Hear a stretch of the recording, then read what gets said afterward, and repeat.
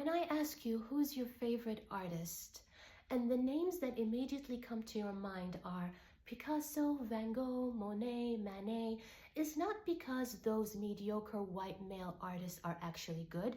I personally think Picasso is crap. It's because those names have been hammered into your brain since childhood. For centuries, mediocre white men have controlled the narrative of what is considered good and bad art, and they've done this in two ways. Number one, they've excluded women.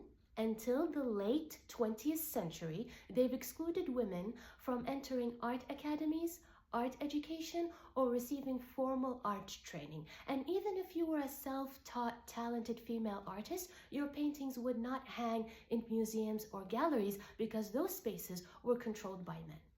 Second, men have always had control on the narrative. They ran the newspapers, they ran the magazines, they published the books. And they've only mentioned their mediocre white male artist friends and excluded women. And you see all these huge art books and they're filled with mediocre white male artists and no women artists are mentioned in it. Even though women artists have always existed, they've always been talented, they've always been inspiring, they've just always been excluded from the narrative because the narrative has always been controlled by mediocre white men.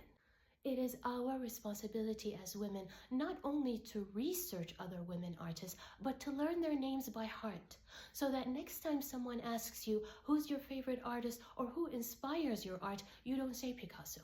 You say the American Mary Cassatt, or the French Elizabeth Lebrun, or the Italian Artemisia Gentileschi, or the Polish Tamara de Lempicka, or the Mexican Frida Kahlo.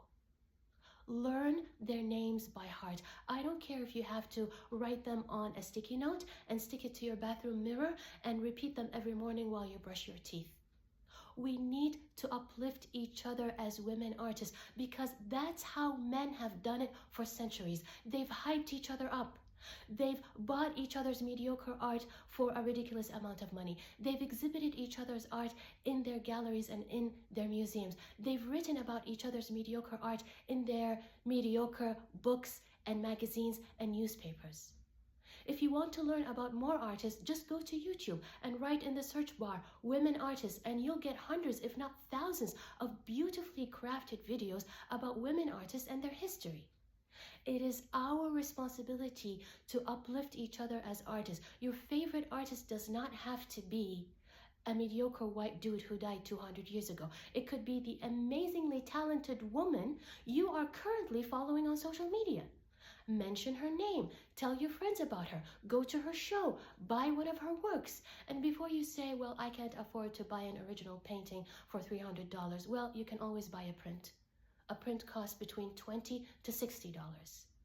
It is our responsibility as women to uplift women artists because men never will.